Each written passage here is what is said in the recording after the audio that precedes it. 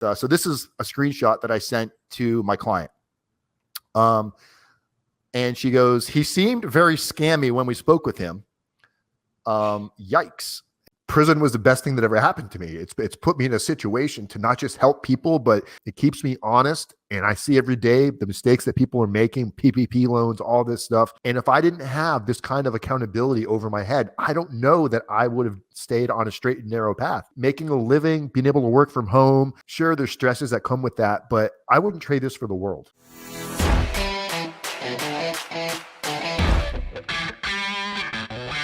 Hey, this is Matt Cox, and I'm here with Dan Wise, and we're going to be talking about prison consulting and Dan and Dan's job and some of the people that he's represented and the whole process in general of prison consulting, which is one of those jobs that you don't really think of.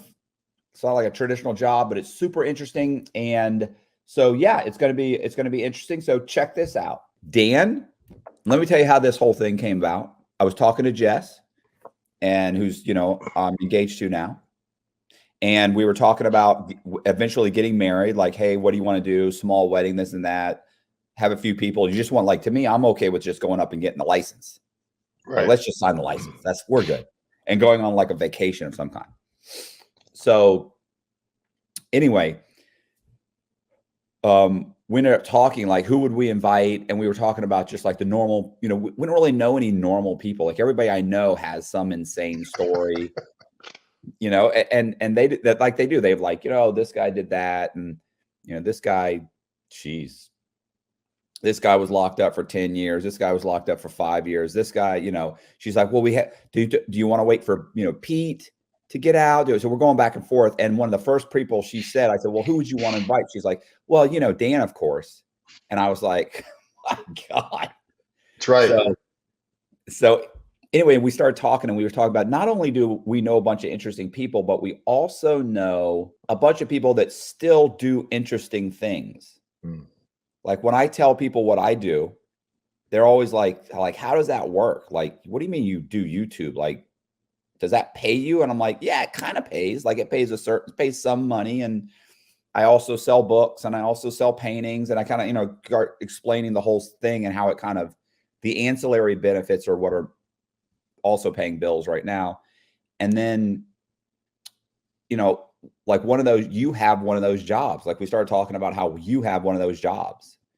And I used to love talking about my job to like random strangers. Now I'm almost like, I don't want to go through the whole thing. Because you have to explain the whole thing. But I mean, think about it. If somebody says, I'm an insurance salesman, like, oh, okay. Like that stops. Great.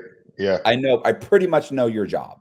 You say I'm a car salesman. Oh, okay. For who? Ford. Okay. We're good. So my question is like, how did the whole prison consulting thing come about? Like, I know I've heard the story, but, tell the story again. Like, how did you end up getting into that, that field? Let's say that field.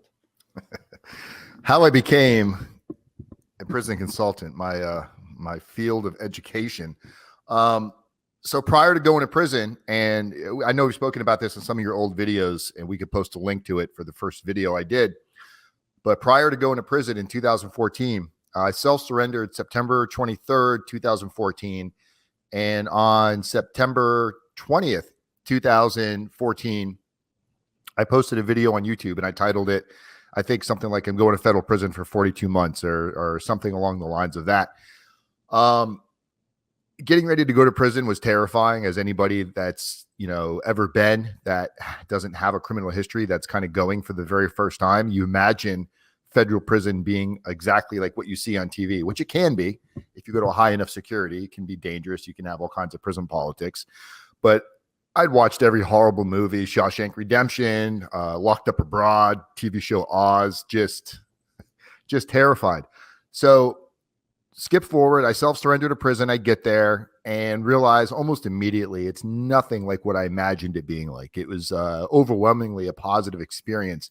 When you go to a federal camp or a federal low security, if you're going somewhere like that versus a medium or a penitentiary, there's not really a lot to worry about. So prison was pretty doable. I went in, did my time, did RDap. I got a year off, got 11 months halfway house and a bunch of home confinement. So on my 42-month sentence, I only did 13 months. But when I got to the federal halfway house, after about a week there, I was finally able to check my email. And in my email, I saw all of these YouTube comments, YouTube comment. And I forgot I even posted that video. There was no intent behind creating that video other than just getting some anxiety off my chest, I think. So I started reading all these comments, and their comments were mostly people getting ready to go to prison for the first time. A lot of white collar and a lot of blue collar.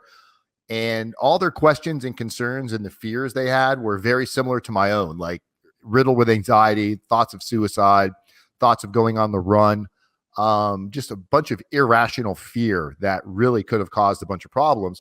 So I thought it would be interesting, instead of just typing a response, I thought it would be interesting to make response videos on YouTube. So I started posting response videos when I came home. And before I knew it,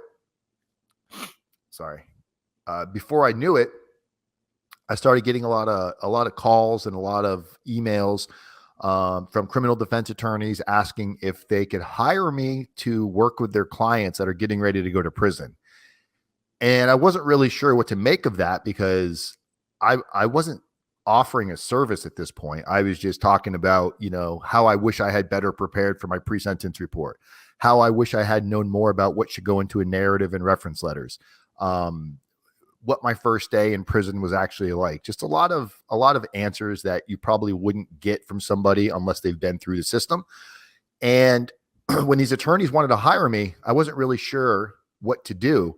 And then a couple of prison consultants that I had seen out in the industry, who I had followed on YouTube, and they were following me now that I was YouTubing, I reached out to some of them, and they were very interested in working together as long as I stopped posting content on YouTube, because they felt it was I was giving away too much, that people wouldn't need to hire or pay anybody for a service if I was giving it away for free. Right.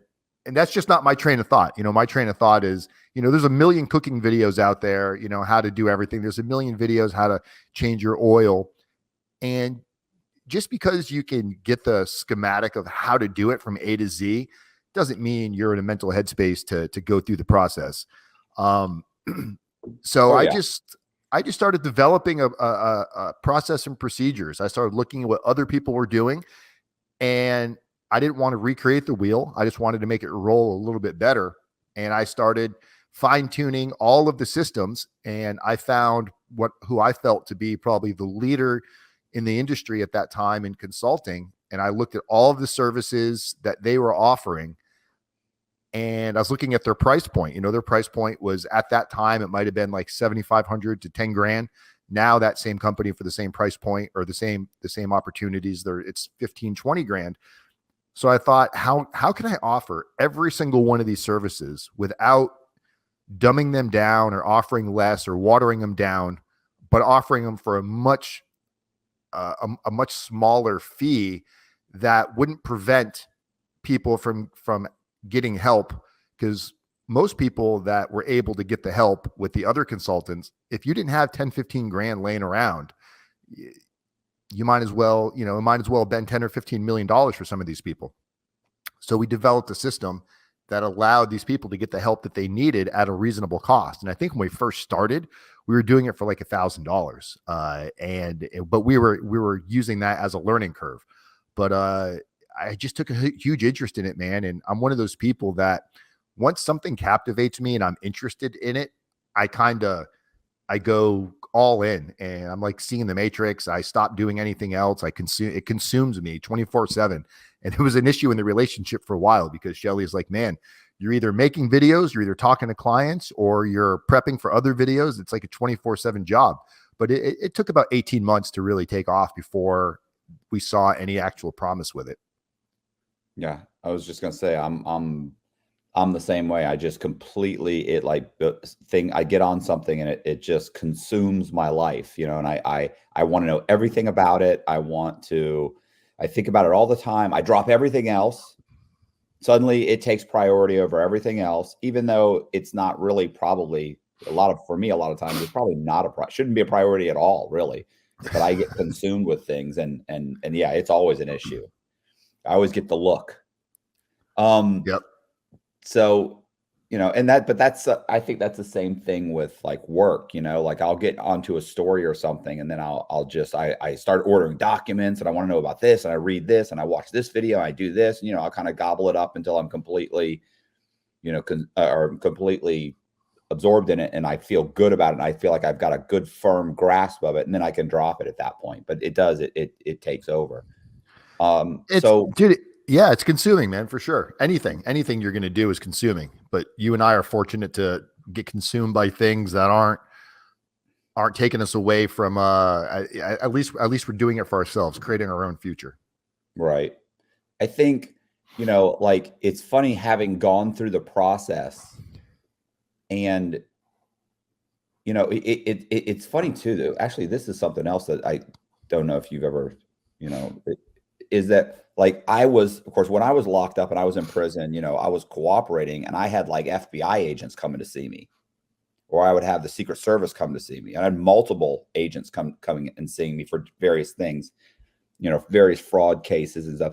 And I remember every one of them would say, so, after the introduction and a talk for a little bit or whatever it was, they were always kind of like, so, what's it like in here? And it's like, to me, it was like, for some reason, I felt like they had a firm grasp.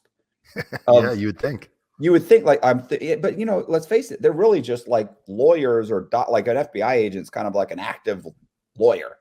He wears a business suit, he goes to work, he fills out a lot of paperwork, and every once in a while there's a little bit of action, but that's it.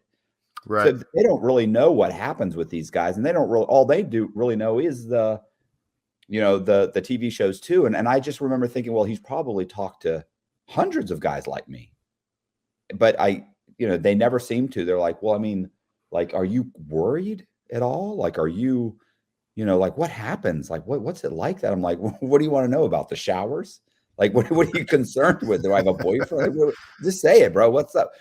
So, but yeah, I think, I think people think, well, if they get in trouble, their lawyer will help them every step of the way. And the truth is that I feel like my lawyers did some paperwork, wanted me to sign the paperwork, but the stuff that really helped mitigate my sentence, they didn't really have that much experience with, and they didn't want to go the extra mile in order to do those things, because they felt like they didn't work.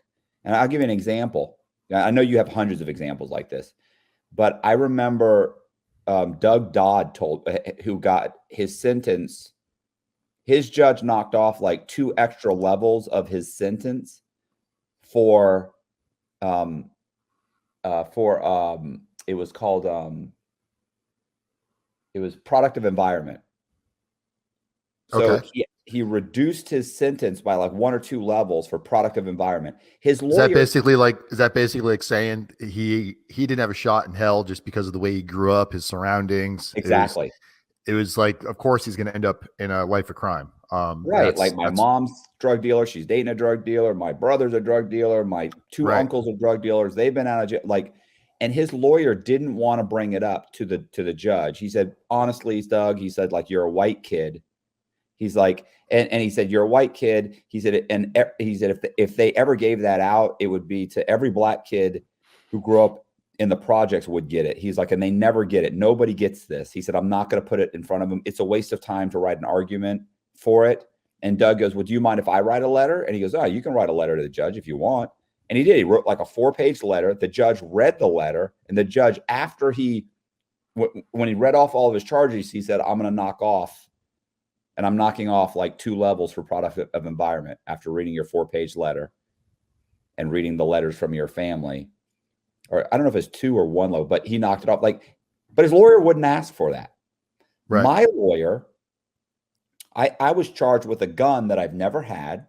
My girlfriend had a gun that had been stolen, and when they raided my house, they found a receipt for her gun that she used to have that I'd never had, never seen, never touched. They charged me with a gun charge. My lawyer didn't want to argue it.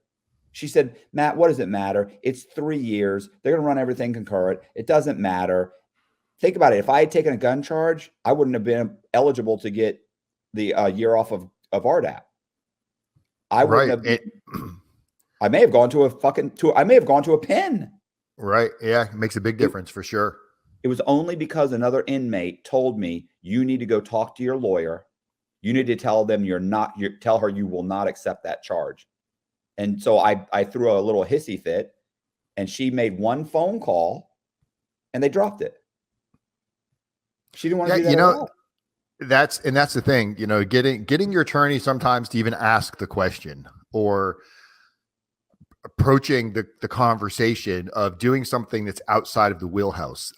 Most attorneys, and it's nothing against attorneys, I get it. They're trained a certain way. It becomes routine, just like anybody in life. You start to create a routine for yourself. And when you're talking about these types of things, it's so often, even today, that's what I had to do right before this call.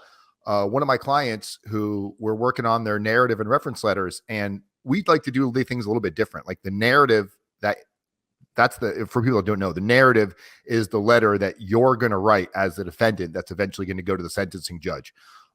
Most attorneys don't really give you much insight on what should go into these letters. They might give you a little template towards the end and say, hey, get some friends and family, write some letters. I don't think they really think it has much push or pull. And in some cases it may not, but most letters, they look very general. They look like the same letter that judge is seeing over and over and over again. And with us, one of the things that we like to do that's a little bit different is during the pre-sentence interview. So after you either take your plea deal or you go to trial and lose, you're going to have a pre-sentence interview with U.S. probation.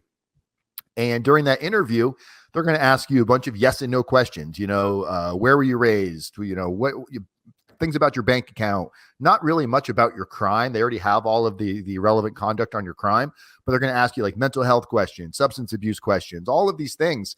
And the interview is anywhere from 30 minutes to maybe an hour. Sometimes you'll get a really good probation officer that might like do a deep dive with you and sit there for 2 hours. But usually it's 30 minutes to an hour where they ask you these yes and no questions. And based on how you answer these questions, they now go in and create your entire life. And this is what they're going to use to show who you are at court. So it's really not painting a very accurate picture at all. It's painting a very one-sided, narrow 30-minute conversation picture. So one of the things that we do working with the personal narrative, instead of just having the client go in and write this narrative out of scratch and say, hey, Matt, write me a letter about your life, because you're going to go off on a tangent. You don't know what's important, what's not important. You might think and really what it comes down to is you're back to a corner. So you start pleading, please, Your Honor, I've got kids, I've got a sick mother, I've got cats stuck in the tree. The world needs me. And we take a different approach. Instead of just having you write your letter, we have a whole interview process where once somebody becomes a client, we send them a personal narrative link. And when they click on that link, there's an audio explainer that tells them this is how you should start. And instead of having them write their letter, there's just a series of questions. And they answer those questions with a form of a paragraph. And then once we get that information back, our team then takes that information and we go in and craft the narrative for you on your behalf. But instead of just having you give it to the judge, if you hire us in time, we also want to provide that to the probation officer that's going to conduct the pre-sentence interview, because they're asking you all of these very basic yes and no questions about your entire fucking life history. We want to make sure that probation officer has everything that they could possibly need to create a value and effort when it comes to the narrative. And most of the time we'll have the same thing happen. Almost every time when our client walks in there with their narrative, with their education, with their medical records, they go in with a nice portfolio. The probation officer says, I wish every defendant came this prepared. And it can really result in a better recommendation from U.S. probation as to what type of sentence the court should hand down. So that's probably like a pivotal starting point where we plant our feet, is right in that area. I know it's brilliant. You don't have to stroke my ego too much, man. Well, I was just thinking, listen, the more work you can do for any government body or any, government, employee, the better. Yep. Correct. Because, they don't like, that if you could hand everything to them, plus I can imagine you answering yes or no questions and not really understanding what those questions are designed for. Somebody says, "Oh, were you raised with your father?" Yeah. And then, so they put, that Mr. Cox was raised with his father. But the truth is, your father, you're thinking, yeah, no, I was raised with my father, but he actually left when you were 5 and went to prison. So you don't say that. Do you see what I'm saying? So at least where they put down, oh, he was raised with his father. And then, you see what I'm saying? Like they don't know the importance of that question. So no, here's what they're trying to ask. They're trying to figure out this. So you weren't raised with your father. You were raised with your father up till, like, if they don't clarify that, then they don't know to put that in the pre-sentence report, and it doesn't help.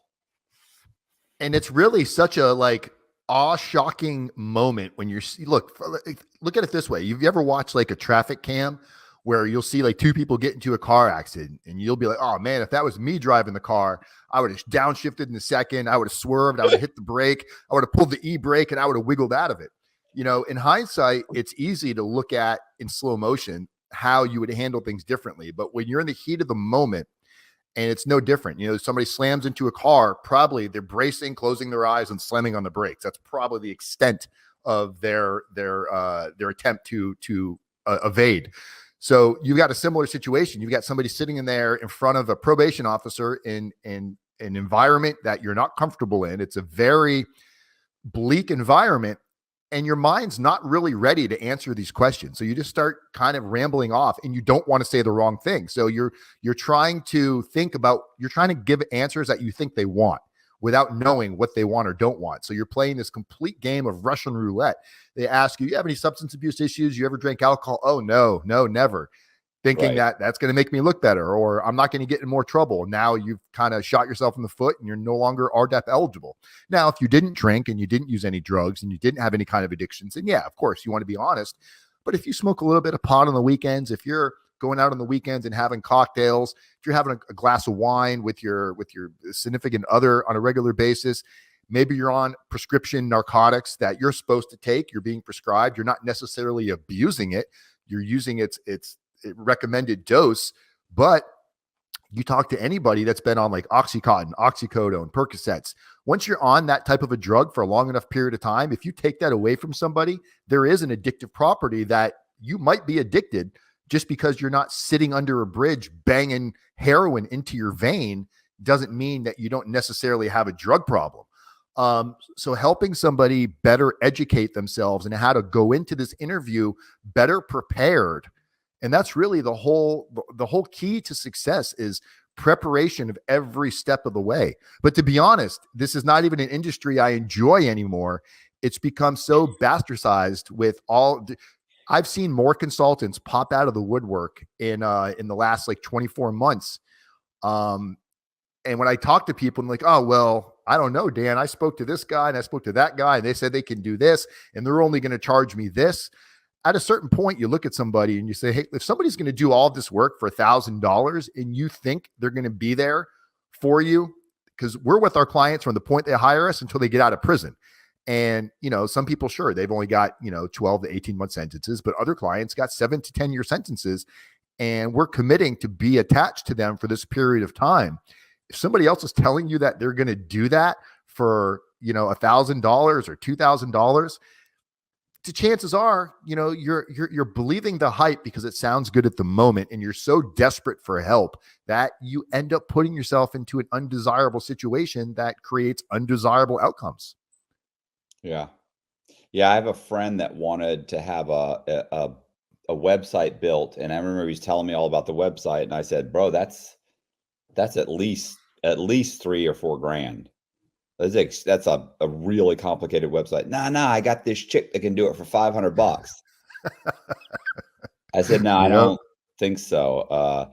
And so she did. She worked on it and then had to work on other stuff and then worked on it and then realized she was over her head and basically just stopped answering his calls. So then he hired another guy that worked at the club. He goes, this guy's good. He's going to do it for $1 grand, but I know he's good. he works at the club. He's not going to screw me over. So then my buddy gets a guy that works at his gym, one of the one of the clients, to build the website. And I was like, and he said the guy's going to do it for like, it was like $1,000 or so, $1,000 or $1,500. And I went, well, how do you know he's not going to screw you over? I'm telling you, this website's $3 or $4 grand. And he's, nah, he can do it. Plus he's a member here. He's been coming here for like a year or so.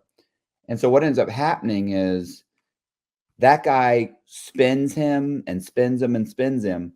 And then probably it take about a month. He's telling him he's working on this. He's doing that. He's getting this. He's getting that. And then all of a sudden he stops coming to the gym.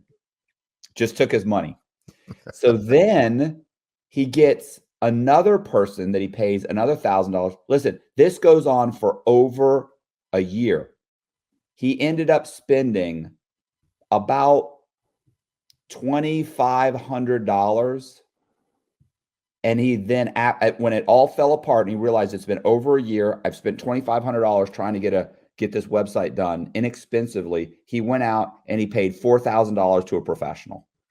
So and that's the same thing like what you're saying. You know what I'm saying? Like if you want to pay $1,000 for $4,000, well, then you're looking at, there's a good chance that you're going to get screwed over.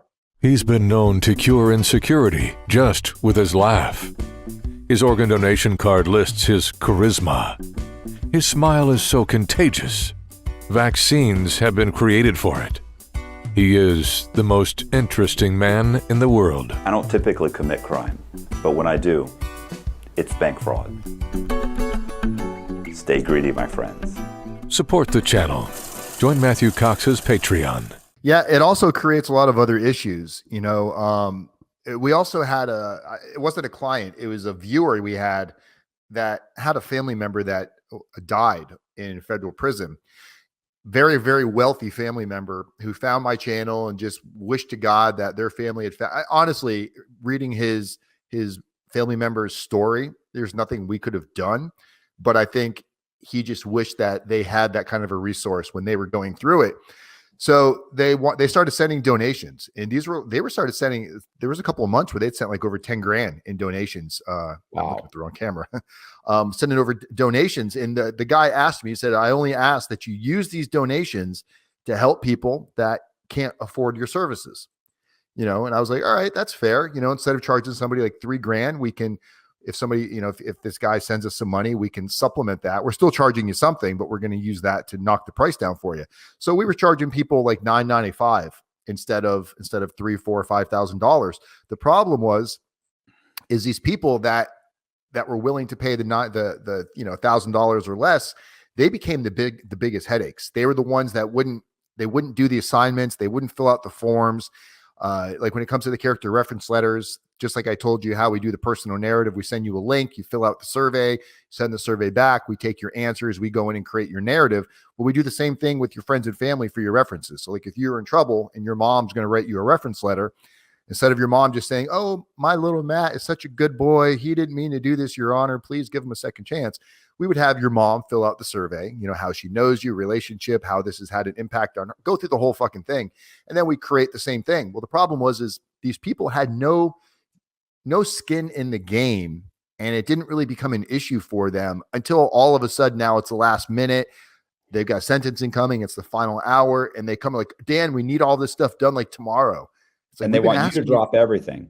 Yeah. They want us to drop everything. And even though their agreement will say, we typically like a minimum of 2-week turnaround time to do your letters. So we like to do the letters once you have a copy of your plea agreement. That way we can review the plea agreement. We can see what you're pleading guilty to. We can see what you're talking about in the crime section of your narrative.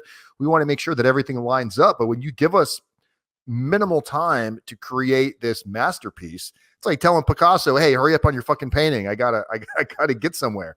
You do paintings, and if you had to rush one, and I'm sure there's been times where you've had a client that needed a painting, and maybe you didn't get to it as soon as you should have. And there's a little bit of a price that's paid there because you're rushing something, and you're not giving yourself time to take a step back, look at what can be corrected, get some second eyes on it.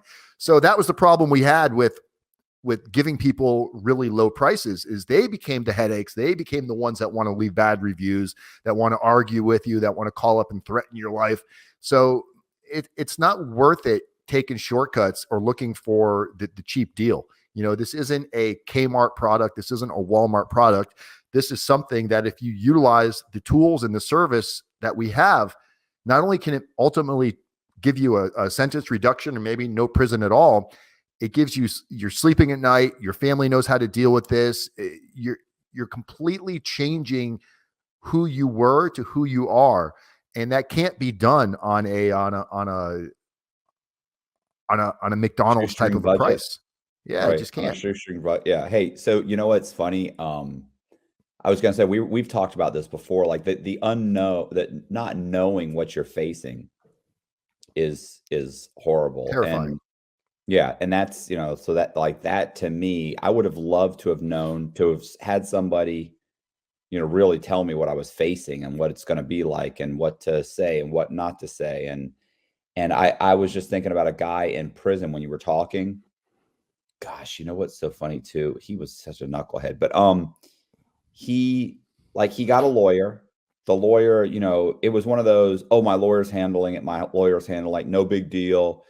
And his mom wrote a letter, like everybody wrote letters. They did the pre-sentence report. And when he got in front of the judge, he hadn't been prepped by his lawyer. Like, his lawyer's like, oh, have some people write some letters. Like, he's very nonchalant about it, right? Because he's thinking the kid's he's going to get like 36 months or something. And when he gets in front of the judge, even though his family's written letters saying he's always had a drug problem, he didn't mean to do this. Like, they've admitted what he's done. He signed his plea agreement. He signed his factual stipulations for his case. Like, I did this. He gets in front of the judge and then he pled timely. For pleading timely, what do you get? 2 levels off?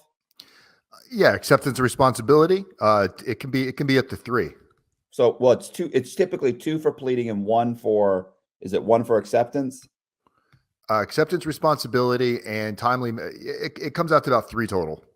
So, well, anyway, I remember he said he got in front of the judge. So he ends up, by the way, with like 51 months. Because when he got in front of the judge, he doesn't say, Your Honor, I made a mistake. I started doing drugs. He didn't tell his story. Instead, what he did was blamed everything on the guys that cooperated, blamed everything on, he blamed everybody but him. Started talking about how, they didn't have a search warrant when they came in. It's like, what are you doing? What are you doing? Yeah. So the prosecutor says, Your Honor, we're removing 2 levels for, just like that. We want to remove his 2 levels for acceptance of responsibility, and starts arguing immediately. Judge gave him, like, instead of giving him 36 months, which they agreed to, he ends up with like 51 months. He didn't know he wasn't told that could happen. He didn't know what to say. He wasn't prepped. We see it a lot. And we've been fortunate enough to go to a lot of our clients' sentencings. But I also go sit in, because it's all public information. You can go to your local federal courthouse and you can look at the docket of who's getting sentenced, what types of crimes. So I always tell my clients, I've got a client right now. She's a co-defendant. She's got, 7 or 8 co-defendants in her case that are all getting sentenced before her. And I told her, I was like, you should go sit in on I wish I could read my phone, but I'm using it as a camera right now. I told her, I said, you should go sit in on the sentencing. And her exact words were like, are you fucking crazy? I don't want to go anywhere near that courthouse. I was like, I get it. I get that it's uncomfortable, but I was like, you're going to go to the courthouse. You have to go there. You're going to go, you're going for your sentencing. And, it's uncomfortable to go sit there and watch somebody else get sentenced, but it gives you an idea. It does a couple things. One, it breaks down this shocking of you walk in and you're in this massive building. And again, we talk about how you're driving and get in a car accident, you close your eyes, slam on the brakes and hit everything. Well, it's the same thing sitting in a courtroom. This is, for the most part, first, second, third time you've been sitting in a courtroom. and you're getting ready to get sentenced to potentially years. Everything is kind of a haze that you don't remember. It all becomes like a lost memory. So going in and sitting on prior sentences to other co-defendants or other individuals that have similar types of cases, especially if it's the same judge, you can learn so much by taking notes. You can see somebody get up and not take responsibility and negate everything they did in their plea agreement, just like you said, start kind of spinning out of control, and they didn't have a search warrant, Your Honor, and da-da-da-da-da. Next thing you know, it's like, you signed a plea agreement. You came in front of this court. You put in a change of plea, pleading guilty, saying you understood what you're signing and you did it on your own free accord. And now here you are backpedaling. And yeah, you're going to lose acceptance. You're going to lose responsibility. You could lose a 5K1. All kinds of horrible things could happen to somebody. And the attorneys at this point, all they can do is kind of cover their face and look down because the damage is done and you're going to pay for it. What are they going to say? There's nothing you can say on there other than, I imagine most judges would look directly at the attorney and say, did you advise your client of what they were to do here today in court? Because it doesn't sound like you've ever had a conversation with them. Most of the time, the attorney will backpedal and say, oh, Your Honor, yeah, I told him, he knew. I don't know where this is coming from. We see it happen. Makes the client look even worse. Oh, it makes them look far worse, bro. It makes them look far worse. I had to do an attorney call today with the client. She sent me, so we just did her narrative. We finished it last week, sent it to her. Her pre-sentence report was supposed to be today, actually. Wait, what's today? Today's Thursday. It's supposed to be tomorrow, and she was having a sit-down with her attorney today to go. Today was the first time her attorney says, all right, let's get together and go over what you're going to do with the pre-sentence interview. And like the pre-sentence interview is tomorrow. So she submitted her narrative that we did to the attorney and said, I want to turn this in at the time of my pre-sentence interview. And the attorney said, no, we submit this with your sentencing memorandum when we do your sentencing packet, which that's what almost 99% of all attorneys do. 2 weeks before you get sentenced, there's a sentencing memorandum that your attorney is going to prepare on your behalf. There's also going to be a government's sentencing memo that's going to be submitted, which is probably going to be that thick. And the sentencing memo that most criminal defense attorneys submit are like that thick, and it's double spaced, double pages, not much information in there. So when she told me this, I said, why don't you get your attorney to agree to do a call with me so I can explain to them the method of why we want to submit it during the pre-sentence interview. And I've come to the belief that the reason why most attorneys don't want to do that isn't necessarily because they don't believe in it. It's because they probably haven't really read your letter, and they're afraid that you're going to fuck up and lose your acceptance responsibility by saying something wrong in that letter. So the attorney didn't want to get on the call with us. And we have a video that we did, or that we got from somebody else, that did an interview with the judge, asking the judge what they thought about submitting the narrative at the time of the pre-sentence report. And the judge gave an amazing raving review on that. The judge said, I've never seen that done before, but I would be highly impressed if the defendant took the time to do their narrative that far in advance and submit it to a pre-sentence report. And the judge said, we like to read everything that's put in front of us, but I can tell you the one thing I'm going to read diligently over and over and over again is the pre-sentence report. So if you have your narrative submitted in that pre-sentence report, I think that's a great idea, as long as the narrative is reflecting the true matters of the situation. So the attorney agreed to get on a call. We had a call with the attorney today at 1:30, just before you and I got on here. And after I finished speaking with him, he was all for it. Attorneys don't like to give up any. They like to stay in control. They don't like to admit that there's an idea. I'm not going to say all attorneys, but they don't like to admit that there's an idea that has been entered into the realm of thinking here. They like to be the ones that come up with everything. And I have no problem with letting the attorneys quarterback the entire thing. But ultimately, if all of our interests are joined together, and if my interest and your interest as the attorney, Matt, if we sit down at a round table and we do what's in the best interest for the client, and we all work on what our levels of expertise are, it usually is going to generate a outcome that is going to be favorable for the defendant. Because as you know, guidelines are only advisable unless there's a minimum mandatory in effect. So just because you have guidelines that say the low end of your guidelines are 30 months, the judge could still give you probation. So why not do everything that you could do to put yourself in that position? And that brings us back to why this is getting to be a tougher and tougher industry, because now we're dealing with prison consultants who are truly just in this for the money. And they found that they can use fear to push people into areas, which I got an email from a client yesterday that I'm going to share this with you. When you have Colby edit, just I don't think there's anything in there that's private, so I'm not even worried about it. Here, let's pull it up. This was an email yesterday sent to me from one of my clients that hired me last year, early Phone last number. year. That's okay. The guy, the phone, that's the email from the prison consultant. That's the number he uses. So if anybody, I guess I'm advertising for another prison consultant, but that's fine.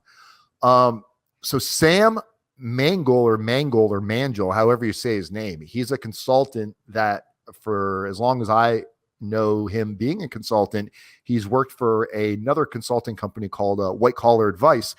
And I guess he's parted ways from White Collar Advice, or White Collar Advice fired him. I don't know the real story yet, but it basically says, good morning. As you know, I've terminated my relationship with both White Collar Advice and Prison Professors last week. My philosophy of helping people became much different from theirs. I decided it was time to move on. I want you to know, regard blah, blah, blah. You basically trying to get business. So he sent an email, I think, to every lead he's ever spoken to. So he must have either taken the leads from White Collar Advice and Prison Professors, or he had his own database. I'm not really sure how he got a hold of all of these, but this client had already hired me, and they spoke to Sam prior to hiring me. So when she sent me this, I was like, oh, wow, he's no longer there. I was curious. So I jumped over and I Googled his name, and this is what comes up when you Google his name. So on White Collar Advice's website, which White Collar Advice is owned by Justin Perperny, and Prison Professors, that segment is run more by Michael Santos. This is what they said about him. We terminated our relationship with Sam in December 22 for cause after we discovered his pattern of deceiving and misrepresentation to customers that trusted in our team. We caution anyone to do due diligence before working with Sam. The information below is what Sam Mangel provided to us, but it is an example of the deceptive ways that he represents himself. So it's got his education, a little family history, work experience, personal. Does it say anything about like that it's not true? No, that's what I don't know what the deceptive practices are here. I haven't spoken with Justin Perperny or Michael Santos, and full transparency, the three of us probably don't get along all that well. I've had some run-ins with other consultants in the past, and I will tell you this. I will say this. Out of all the consultants that are out there, there's a lot of them now. I will say that as much as I don't necessarily agree with everything that White Collar Advice and Prison Professors do as far as the way they charge and whatnot, I will say that I've never known them to lie, cheat, or steal. I've never known them to be shady towards customers. They may charge more than customers want to pay, but if you don't want to pay what they're charging, fucking go somewhere else. But Sam, so I took a screenshot of this and I sent it to my client, and my client responded with so this is a screenshot that I sent to my client. And she goes, he seemed very scammy when we spoke with him. Yikes. And then talked to you at 4 p.m. because I had a call with her at 4 p.m. So clearly my client even got a bad feel when she spoke to Sam. And that's not the first time that I've had these run-ins with Sam. I should have screenshotted that. I'll send you the screenshot, Matt, and you can add it to the stream or add it to the video when you guys do your editing. But I sent some messages to Sam right after this, asking him if he would like to comment. And he really didn't have much to say. I do know Justin Perperny has no problem with suing people. So I have a feeling if Sam stole their database of clients and is now reaching out to all of them to further his own agenda, it's kind of fucked up, bro. It's not entirely.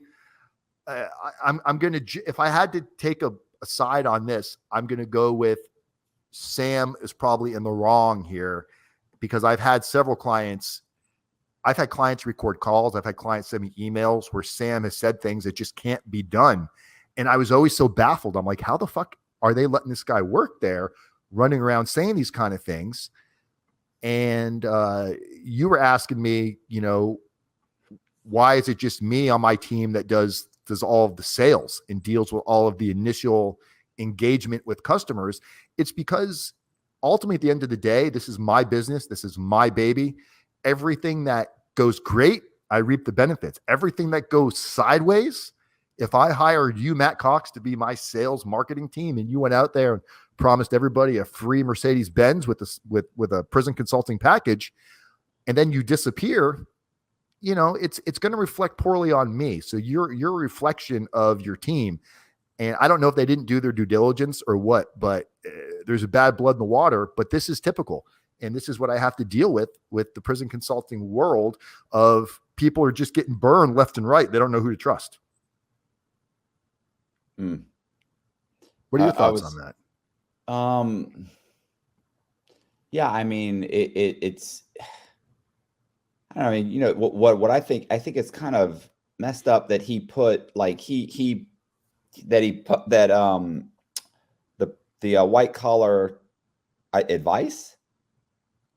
What's it called? Where he worked? Yeah. White collar. Yeah. He worked for white collar advice and prison professors. Yeah. Well, that white collar advice that they put that on their website. Yeah. Like that's what like, what are you doing? I don't know. Shouldn't you be semi-professional? Maybe trying that's not. Oh, you're talking about white collar advice. Shouldn't have put that on. Yeah, I'm saying white collar advice. Like why? Like even if you said, "Hey, we fired him," okay, well, we're no longer work together. Like, yeah, what are you doing? I agree. I probably wouldn't have done that. I would have just, if anybody reached out to me, obviously, I would have, or maybe sent to my client database that Sam had any hands-on. I may have sent them an email and said, hey, just so you know, Sam is no longer part of the team, and left it at that. We've parted ways. Right. But now you're going into a shit throwing battle at each other.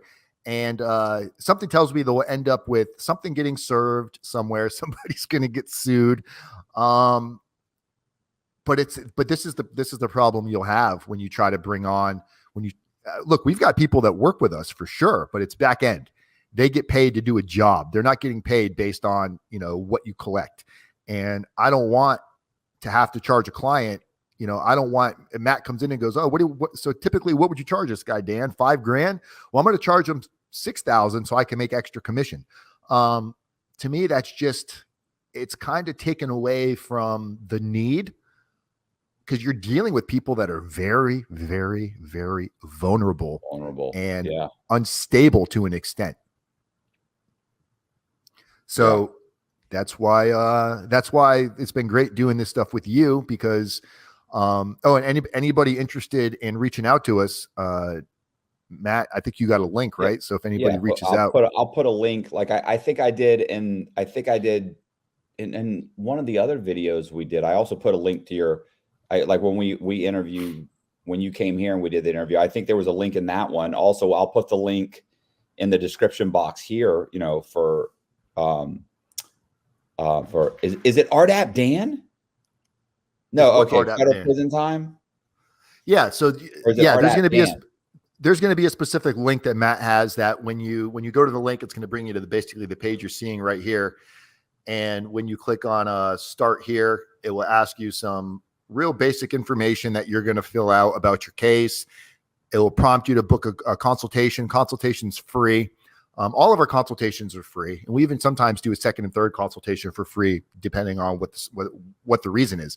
But yeah, if anybody wants to get a hold of us through this video, we got a link with Matt and there's also a QR code that Matt will probably have. I don't know if maybe your editor will just put that QR code up on the screen so people can just take a picture of it with their phone.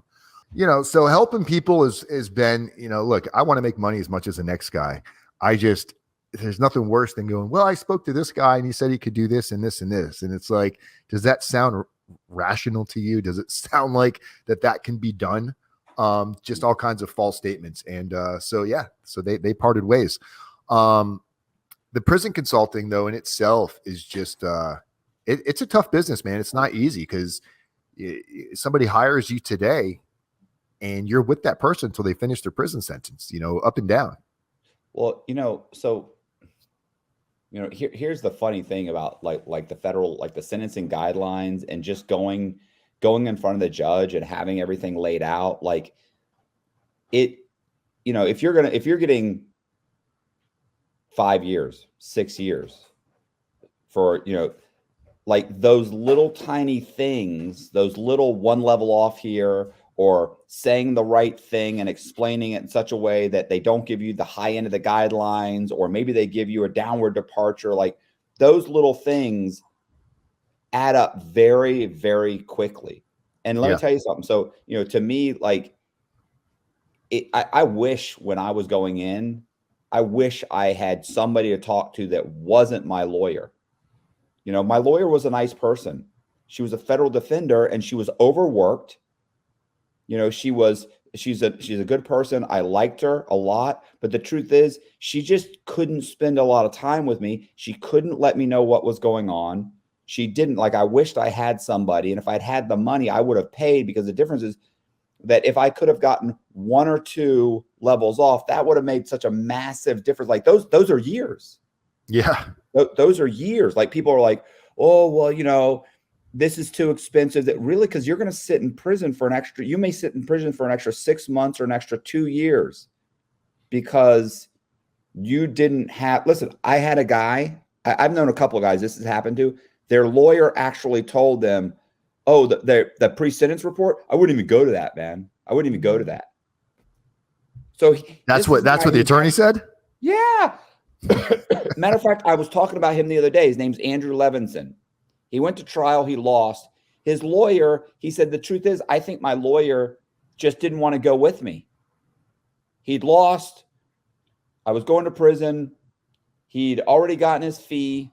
He just wanted to get rid of me at this point. Didn't want to go to the meeting with the probation officer, and said, yeah, man, I wouldn't even go to that. Like, you've already been sentenced. Like, I wouldn't even, or not sentenced. Sorry. You've been found guilty. I wouldn't even go to that. So he didn't go. But the truth is, he could have, it was an opportunity for him to at least say, like, he did have an alcohol problem.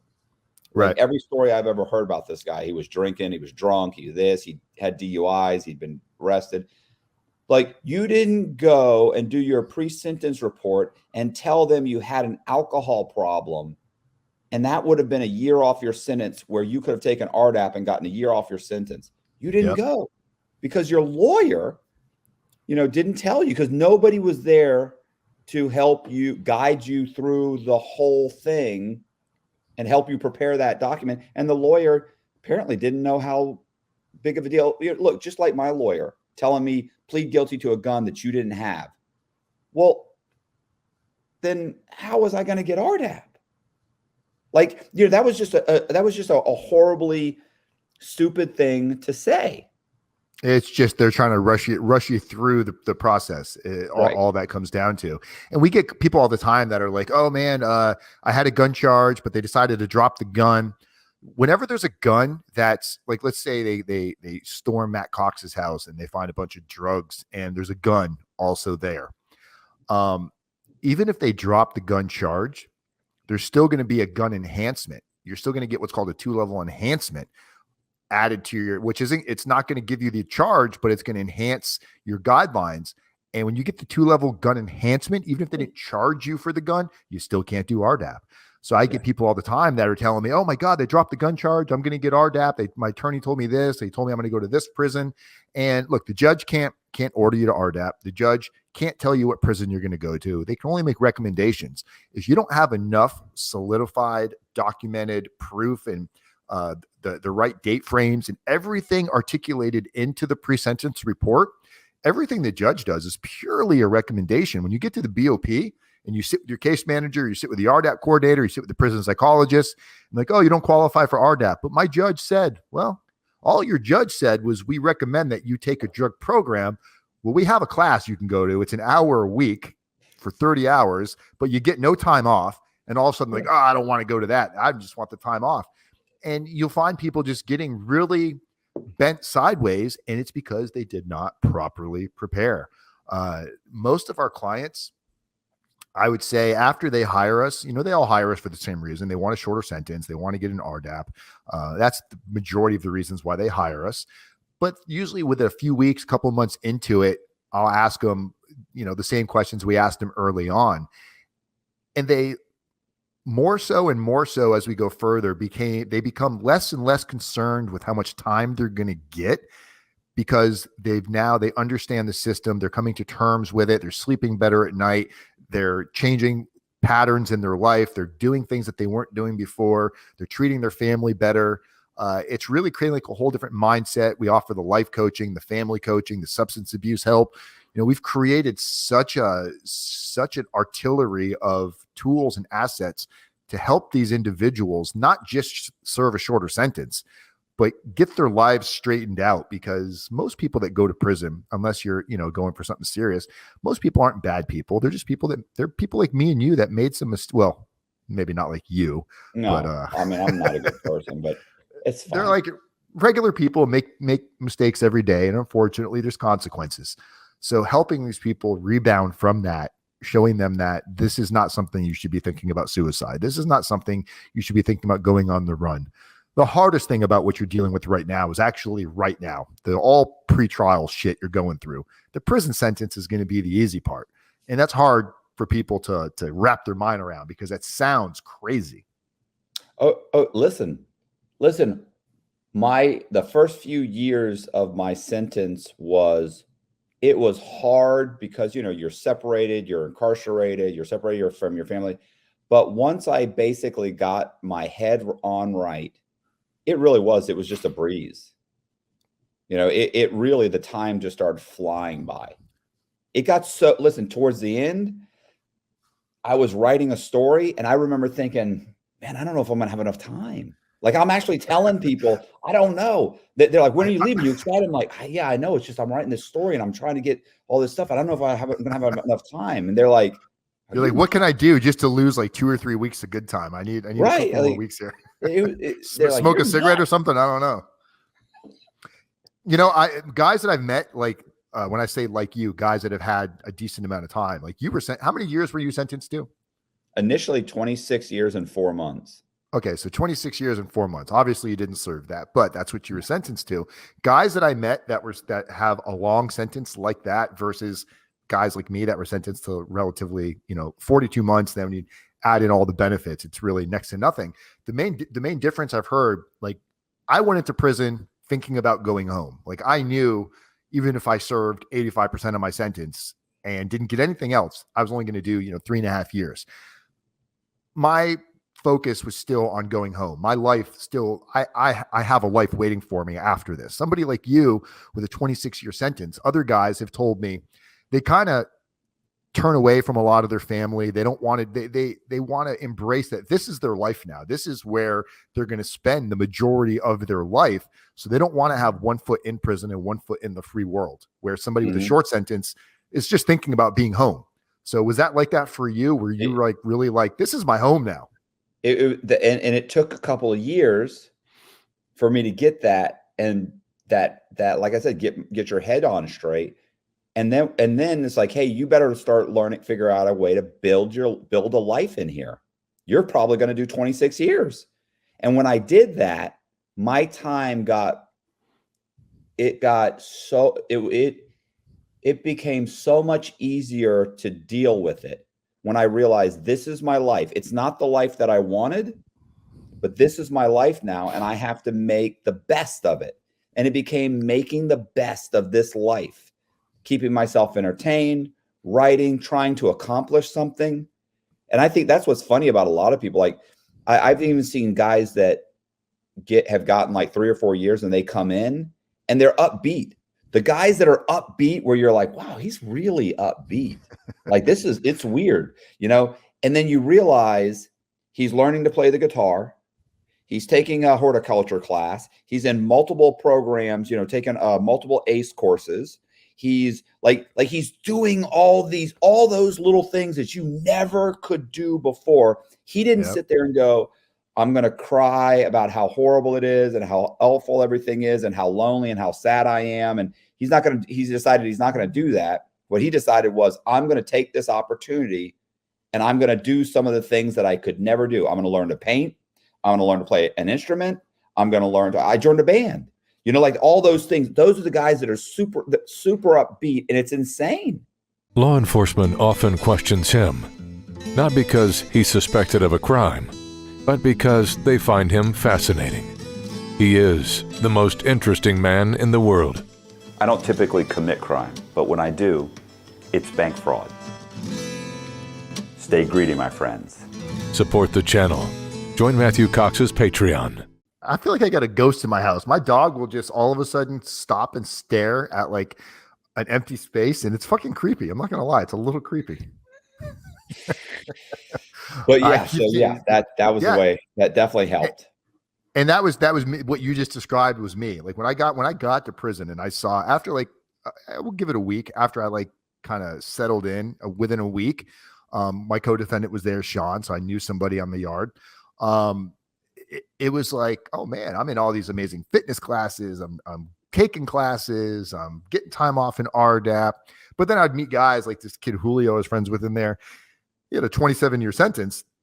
He'd already served some time, and he dropped from medium to a low.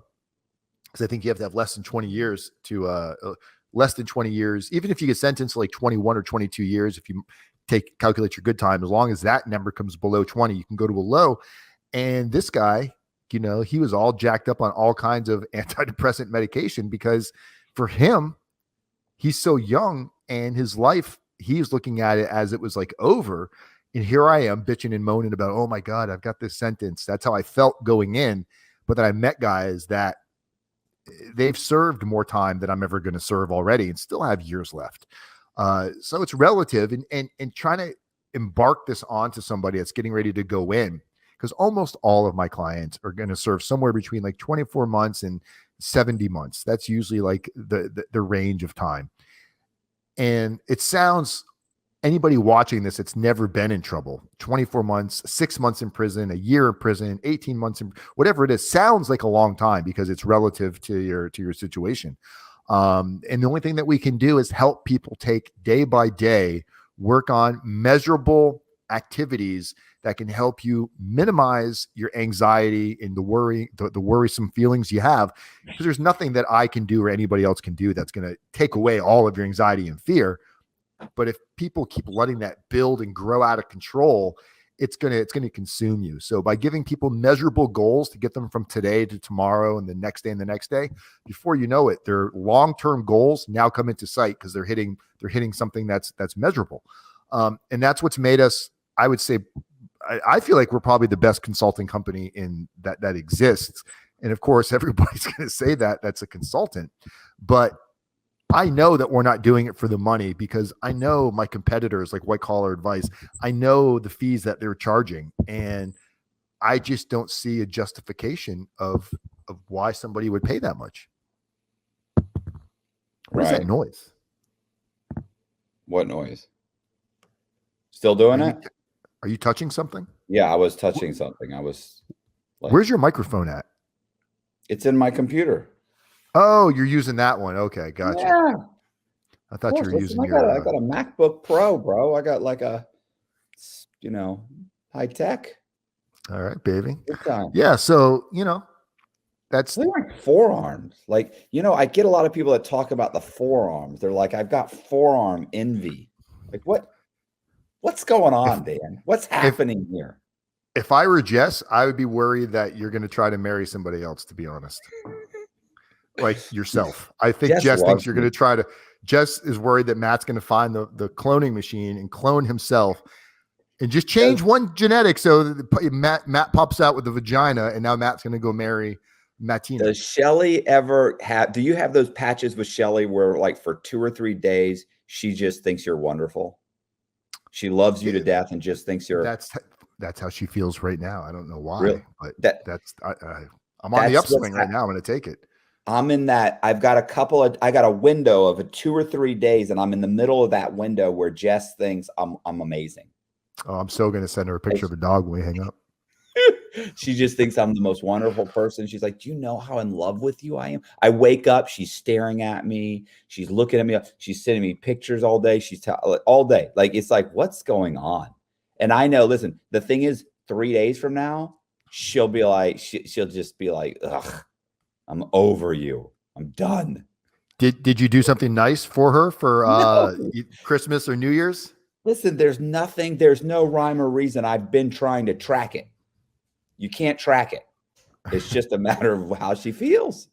What Nothing did you I can guys do. do? What did you guys do for the holidays? Anything? No, nothing. We listen, we didn't even hear the fireworks go off. We were in bed by 8:30, probably asleep by 8:30 or 9. Yeah, we were thinking about going out for New Year's, but Oh, you guys my didn't dog, go to Orlando? No, we didn't go.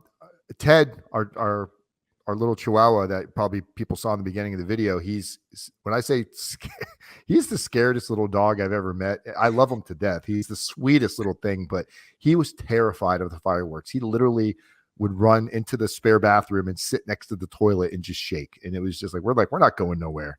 So Shelly had some stuff to do. She went out. So I went out and bought, I put it on, I'll send you a video. You can actually post it on here. You can use it for this, but I tied like yarn, or I don't know if it was yarn, some kind of a twine from one of our big oak trees in the backyard all the way to the fence. So it created like a string, and then I strung lights from it. I put out a big blanket out in the yard. I brought a table out there. I cooked like an awesome meal, got champagne ready. So when she came home, it was just like the whole backyard was like, God. So yeah, so we had a great night. Dinners. I think we had TV dinners.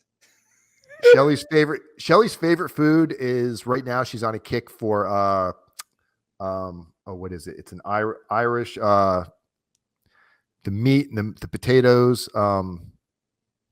Meat and potatoes. You know what I'm talking about? No. Yeah. What's in shepherd's pie? Shepherd's pie. Shepherd's pie. That's like her go-to right now. We go to this little Irish restaurant. We get it a lot. So I went and found like a fun shepherd's pie recipe, and Chef Boyer D'd it up, man. And but I like doing stuff like that. So that's what yeah, I can't listen. There's no cooking. I'm not cooking. Well, if you guys ever come here, we'll make you guys dinner and have I know you don't drink, so I'll get you a sparkling water and get Jess some champagne or some wine or something, but get you a juice box. Is Jess over there? You want to say hi? I heard. Hi, Jess. She said she heard TV dinner. TV dinner. Yeah, I heard Matt. Hi. I heard Matt went all out and got you guys the TV dinners for New Year's.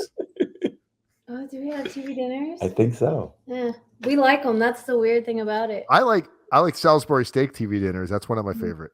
Yeah. You know this is a video, right? No. And she just got out of the shower. That's Matt's little construction worker. Colby, cut that out. Colby will leave it in. Yeah. Okay. Well, what are we doing? We're wrapping this up? Yeah, man. That's. If you want to hire Dan, if you've found yourself indicted, as I feel like a lot of my viewers have been indicted or have indictments pending. Dan didn't even laugh. He immediately just put up his website. I'm in go mode, baby. 2023. We got to hit this thing on the ground running. Hey, listen, I get a lot of emails from people saying, listen, I'm about to go to jail. Like, it's always too late. Like they're like a week away from sentencing. Like, how bad is it? What am I looking at? The electric chair. Call Dan or you're going to get the electric chair. First of all, for most of those guys, it's too late. Or I talk to I get a lot of guys that contact me that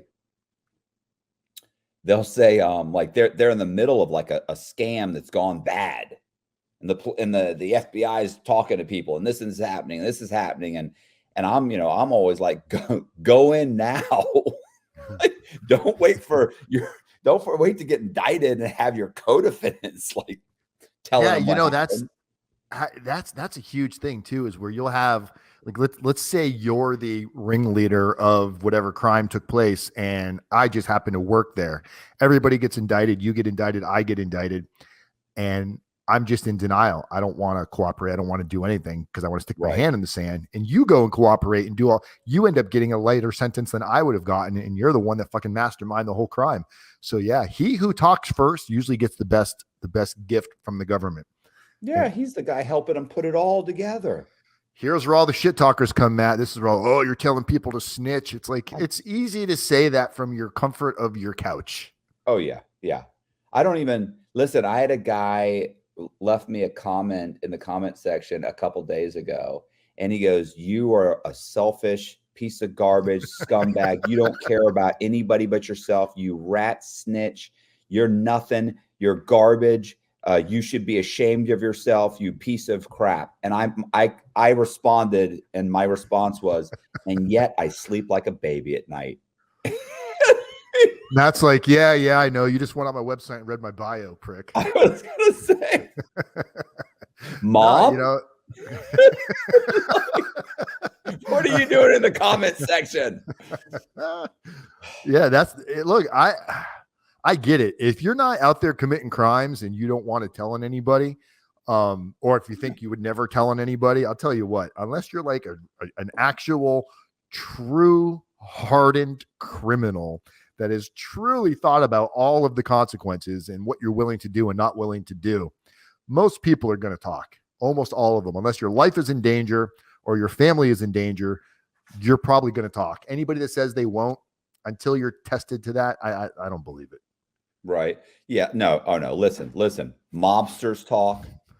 Cartel members talk. Gang members talk. Like, come on, everybody. You know, if you're smart, it's, you know, it's funny too, because I talked to a guy, or I didn't talk to this guy. It was in the same thing, comment section. It was on my Big Herc video. Oh boy, that was a fun one. Oh yeah, he came, and this guy said, "Look, man," he said, "Listen, man," he said, "I did 20 years in state." He said, "I did 20 years in the feds. No, 20 years in the feds," and he said, "I didn't cooperate, and I can tell you right now," he said, "everybody in the feds right now that didn't cooperate wishes they had." Yep. He said, "That's just a fact." He said, "You got to look out for you." Like, it was like, this is a guy who didn't cooperate, did 20 years, got out. And you know, for a fact, he's thinking, "I wish I'd cooperated. I could have been home in 5 years." Yeah. And that's the truth. That's why I'm. Yeah. Sorry, go ahead. That's why I'm so outspoken now. Like, getting into a car with people I don't necessarily, not that I get into cars with people I don't know, but if you're going somewhere and, you know, there's a group of people, just, hey, no one's got a gun on them, right? No one's got any drugs on them, right? You know, there's nothing going on here that shouldn't be going on. I don't really have a lot of people in my life that have to be concerned about that, but everybody knows Dan isn't going to go down on a sinking ship. You know, no. I want nothing to do with any criminal lifestyle. And if you put me into that mix, I'll be the first one to tell on you. You know, don't put me in that situation. I'll put you in that situation. You better hope they talk to you before they talk to me. You don't see this tattoo right here, 5K1 in Old English. Hey, you know what's funny is, like, Jess had a Christmas party at her work, and the Christmas party, well, part of it was, like, earlier in the day, they brought everybody to the gun range. We didn't go, you know, and we didn't go because they're bad people. That was a legitimate thing that normal, decent citizens who don't have felonies get to enjoy. Right. I used to have a concealed weapons permit. Like, Jess she used to be a hunting tour guide. She was in the military. She loves guns. But guess what? We can't do that anymore. And so, and even people were like, "Oh, well, you could still go. You just don't know." I cannot go to a gun range. And yes, I mean, technically, could I? Sure, I probably could go. I could walk. Could you get away with it? Probably. Are you allowed? Well, right. Absolutely, but I'm saying not. No, but I'm saying, even if I never touched the gun, like, you could go and stand there and not touch the gun. That's fine. It doesn't matter. I don't want to put myself in a situation where it can be raised, where I have to answer questions, where I could get arrested or indictment. The answer is no, I'm not going. And the truth is, I would have loved to have gone. I would have loved to have gone to the gun range. I used to go all the time. Yeah. You know, I had a concealed weapons permit. This was back when I was in my 20s and early 30s. But but yeah. So you have to look out for things the rest of your life. Yeah, I actually made that mistake. Exactly what you just said. I did after I got indicted and pled guilty. My buddy Paul, he's an avid shooter, and him and his friend Dennis took me to a gun range, and I didn't know I wasn't allowed to go at this point. I was just naive. I went, had a blast. I was shooting fucking all kinds of, you name it, I was shooting it. And then I was talking to somebody and they're like, "Are you allowed to do that now that you're a convicted felon?" I'm like, "I haven't gone to prison yet." And they're like, "Well, you pled guilty. You're a convicted felon now." And I was like, that's a good question. Cause I almost, I was on pretrial probation. So I had to fill out a monthly thing of like places I'm going and stuff. I almost put down that I went to a shooting range. So I asked my probation officer in passing. I didn't tell him that I went. I asked him, "Hey, if my friends wanted to go to a shooting range, am I allowed to go?" And he's like, "If you want to get a felon in possession of a firearm weapon, go ahead." And holy fuck, dude. I'm like, I'm deleting everything off my phone. I've got pictures of me holding looks like zombie assault rifles. And I'm not a gun guy to begin with, but yeah, you're absolutely right. Could you have gone and got away with it? Probably. But man, imagine the feeling you would have if you got in trouble and be like, "I can't believe I fucking did that." Right. Like if you're going to get in trouble, it's got to be worth it. Yeah. Like I don't want to get in trouble for something stupid. It's embarrassing, Yep. like, Yep.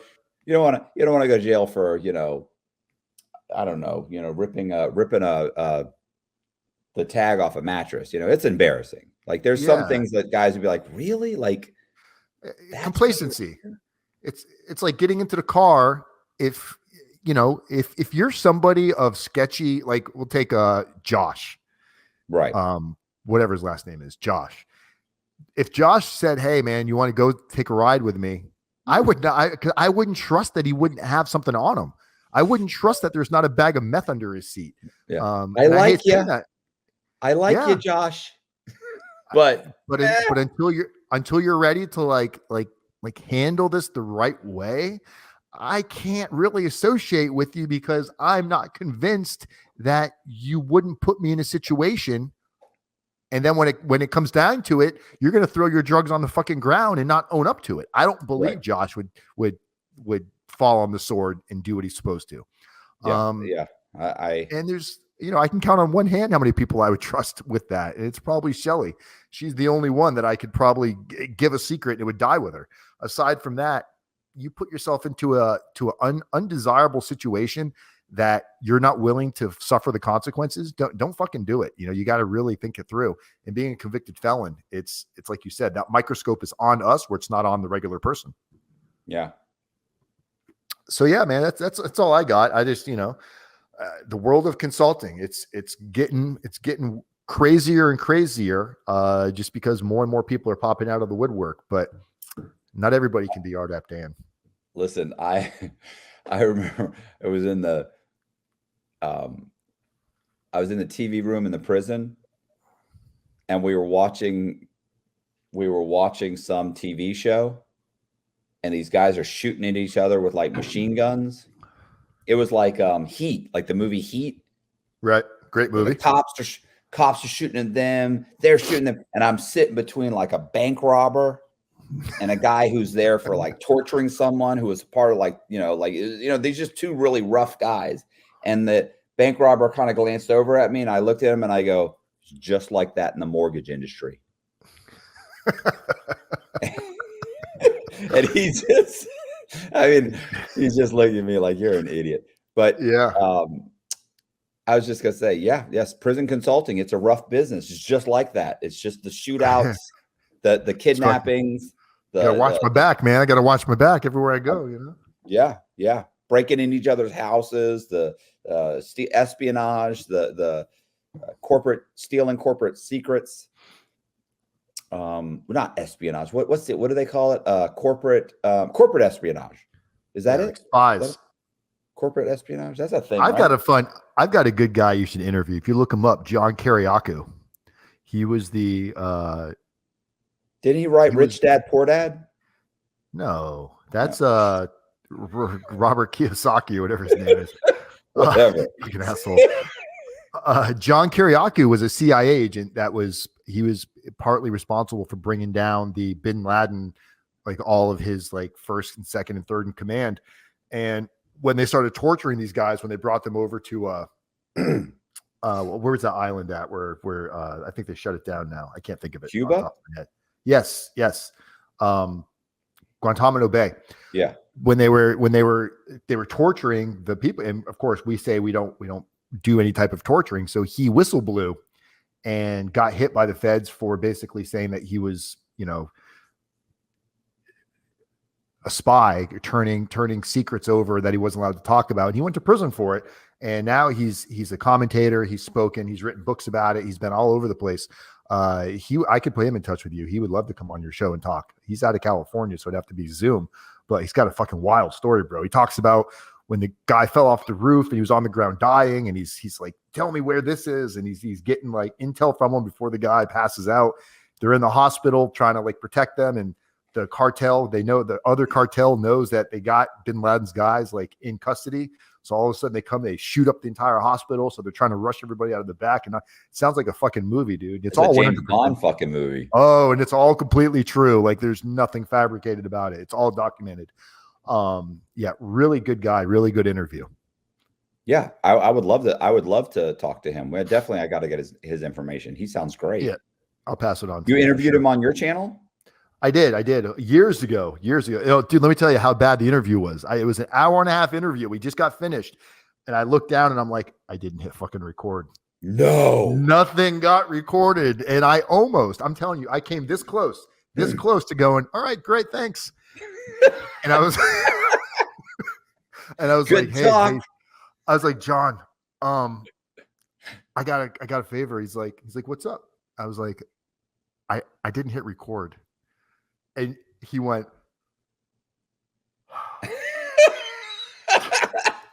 listen, if I could legally torture, this is he's like, I went to prison for torture. This is complete. So I was like, is there any way you can do this again with the same enthusiasm? And let me tell you, the motherfucker hit it like a script. He nailed it. But yeah, super cool dude. And and even with you, like I'm like, I hope the audio is recording. I'm gonna get mad, just a fucking moving mouth. But yeah, it's sometimes, look, I have rough days, good days where like I wish things were different. I complain about shit, but then I take a step back and I look at like what my alternatives would have been if this wasn't what I'm doing for my life. I'm at home. I've got a dog that's ready to like die any moment, and it kills me because I've had him for 15 years, and he's doing so bad. And if I had to work a 9-to-5 job right now, where I couldn't be home and something happened, that's why I'm not in the office right now. I'm sitting here at my kitchen table with all kinds of makeshift things so I can be here with my crew. Prison was the best thing that ever happened to me. It's put me in a situation to not just help people, but helping people that are going through what they're going through. As much as I'm so happy I get to help them, it's every day. It's also so productive for me, because it's therapy for me. It keeps me honest, and I see every day the mistakes that people are making, PPP loans, all this stuff, and I'm that close to making a mistake, because I've got the mind of a criminal. That's why I went to prison. And if I didn't have this kind of accountability over my head, I don't know that I would have stayed on a straight and narrow path. So in between making a living, being able to work from home, sure, there's stresses that come with that, but I wouldn't trade this for the world. Dan's crying. He's a big softy. He's just like me. Oh, I know. I cry at the drop. I got about 5 things if you ask me about, I'll immediately start crying. I'm the same way, man. It's a combination of the dog. He loves his dog. Are you crying? Me? No, I'm not. No, why? Because they watered up a little. That's fine. That's just sympathy. That's nothing. I'm a tough guy. Oh, look, now Jess is all tearing up. Listen, huh? She goes, let's make this about Dan. See, she's got to keep me. She knows the narcissist in me. Yeah. Okay, but it's you're a very emotional guy too, and having the ability to be able to express emotions. Honestly, what stands me apart from every other consultant, I think it's the fact that I'm able to be so transparent about my emotions and not, I'm not coming on here with a shirt and tie and trying to sound like an attorney. I'm not concerned with people not hiring me. We get enough business. We do good enough that even if I have a bad month, it's still better than what other people. There's people out there that would kill to have the income that I have, so I can't complain about that at all. And the income only came because I did these things for the right reasons and figured if I do things for the right reason, things will kind of work themselves out. And when I live by that principle, when I was doing my PPP loan to get my for the SBA, and I was like, man, I could add an extra employee. They would never know. How are they going to know? How are they going to know? It just seems so easy to do. And then that little voice was like, Dan, what if they do find out? Right. And now my 99% of my client base are PPP fraud. So I'm like, man, I'm so happy that I didn't do anything like that, because it would have been so easy to do it in a moment for immediate gratification. So yeah, you got to take the elevator, or you got to take the stairs, not the elevator in life. You got to put in the work. The shortcuts just usually lead you to a shaky foundation that crumbles very, very shortly after. Yeah. But if you did do the extra employee, then, and you did somebody does go to prison, like, it's still, the thing is, like, it's not the end of the world. It seems like the end of the world, but then you walk out the other side and it's like, wow, like, if you do it right and you have the right mindset, it can be like a rebirth. Yeah. This disaster that you're going through right now could turn into a miracle in disguise that saved your life in all kinds of benefiting ways, like yours. I was going to say, Jess and I, you hear Jess in the background. Jess just said it saved my life. Like, Jess and I both say that all the time. Like, it was like, I deserve to go to prison. And I always say that I don't think I deserve 26 years, but I needed to go to prison. Listen, man, I got to get off this thing. I can't be sitting here crying. Hey, if you sat through this, I feel for you. I appreciate you watching. Sorry it went sideways at the end. I appreciate you watching. Hit the subscribe button, hit the bell, leave me a comment. I really do appreciate you watching, and see ya.